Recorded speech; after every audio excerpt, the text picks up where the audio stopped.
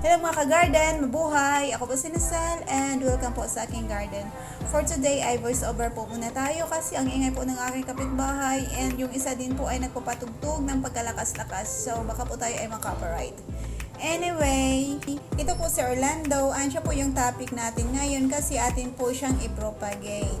Philodendron po siya, so ma-propagate siya through cuttings lang po pag lumabas na yung kanyang maraming mga ugat.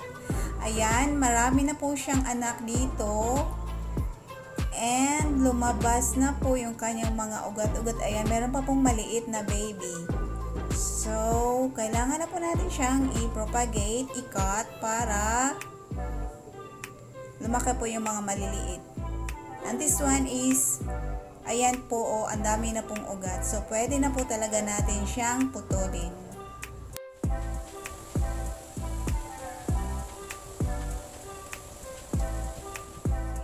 Ito na po si nagmamagandang Orlando. Ayan, ang dami na po niyang mga ugat and nagsisiksikan na din po yung kanyang bagong mga, I don't know if sanga ba yung tawag natin dito. Pero ayan, ang dami na po nila. Para mga new babies po sila. Tapos, isa-isa po sa kanila ay meron na pong ugat. So, itong pinakamalaki, yan po yung una nating tatanggalin. Kasi napakarami po ng kanyang ugat. So, ayan. So, ito po yung ating tatandaan pag nagpropagate tayo ng philodendron. Kailangan ay marami na po siyang mga ugat. Saka po natin siya ika-cut. Let's also make sure po na pag tayo ay nag-cut, dapat marami talagang ugat na mapasama dito sa ating i-propagate na sanga or baby. Ano pong tawag dito? Baby. So, ayan.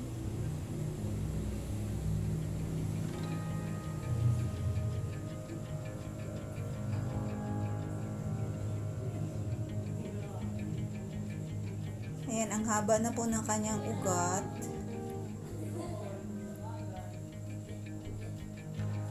Ito po yung kagandahan kay Orlando kasi wala pong mamamatay na dahon sa kanya pag nagpropagate tayo dahil ang dami na nga niyang mga ugat. Meron na siyang ugat kaagad.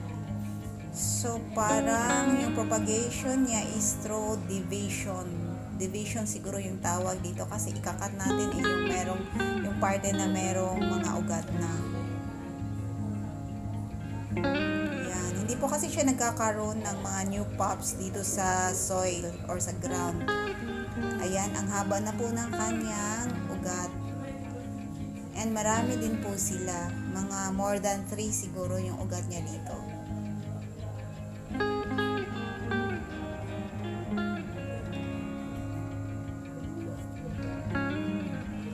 Atin na po siyang itatanim kaagad. There's no need to propagate in water kasi meron na siyang mga ugat.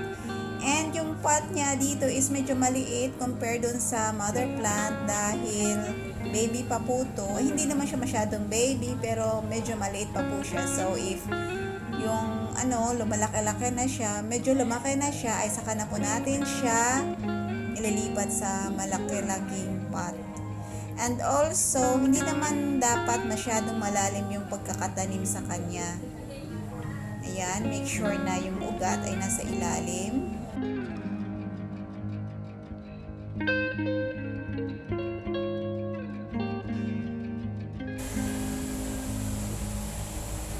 So, kaya medyo malalim po yung ating pot. Malayo po yung kanyang soil sa pinakarim ng pot kasi dadagdagan pa natin to ng soil as this Orlando will grow. Kasi yung growth po ni Orlando is umaangat po siya pataas. Gaya po nitong isa na tingnan po natin yung growth nitong isa. Yung growth po nitong isa is pataas po siya, pataas, paakyat. So, ganun din po yung growth nitong bago. Ano po yung growth nito, kaya habang mahaba siya, habang tumataas siya ay saka na siya natin dadagdagan ng soil.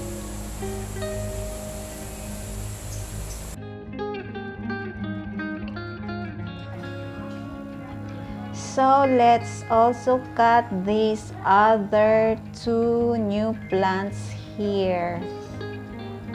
Ayan, kasi ang haba na rin po ng kanilang mga ugat.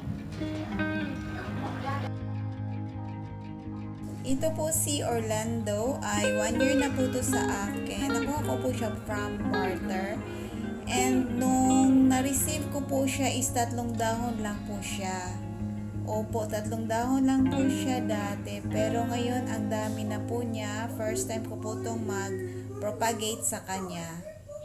So, parang marami-rami yung makukuha natin ngayon. Yun nga, mga 3 yung kukunin natin ngayon. And then, meron pang mga maliliit na babies as you can see po. So, this one, ayan, ang haba na rin po ng kanyang ugat. Ayan po. Meron na po nagsabi sa akin dati, nung nag-start ka lang pong lumalabas yung kanyang mga ugat, na nagsabi na i-propagate ka agad. Pero hinintay ko pa po na lumaki pa po yung kanyang mga ugat or humaba pa po bago ko siya ipropagate. And now is the right time po. Para sigurado pong mabubuhay si Orlando.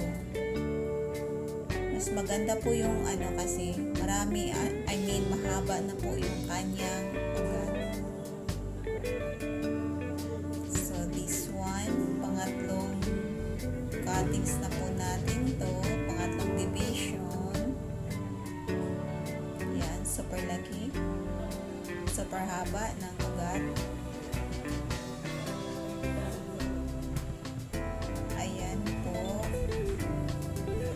And kung nakikita nyo po is dalawa po sila dito.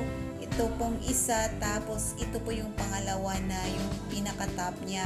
Pero hindi pa po natin sila pwedeng i-divide or i-separate kasi konti pa lang po yung ugat ng isa.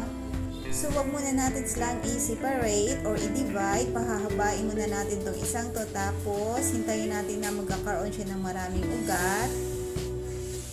And saka natin siya isi-separate. Ito naman si mother plant ay hindi naman siya masyadong kalbo dahil meron po siyang maliit na anak dito, bagong tubo po. Ayan, so lalaki na po yan dahil wala na pong ibang plant doon po sa ibabaw. So itatanim na po natin tong ating bagong nakat.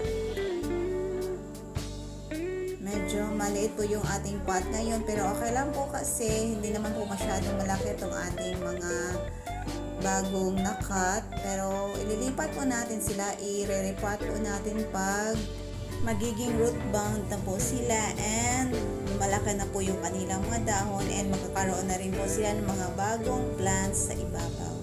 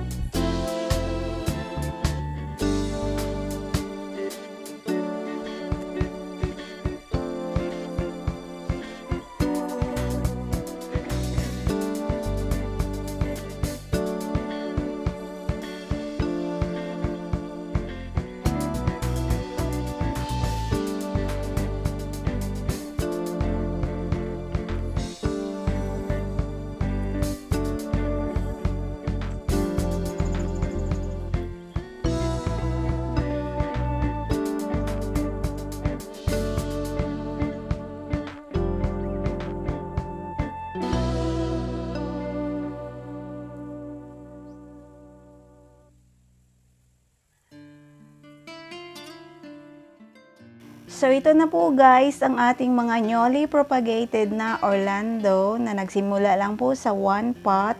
And then after 1 year ay mayroon na po tayong 3 bagong mga halaman.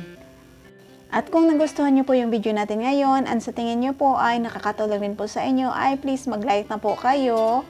Thank you po sa inyong support and maraming salamat po sa inyong panonood. Until next video po, and always remember, gardening nourishes the soul. Thanks for watching. Bye!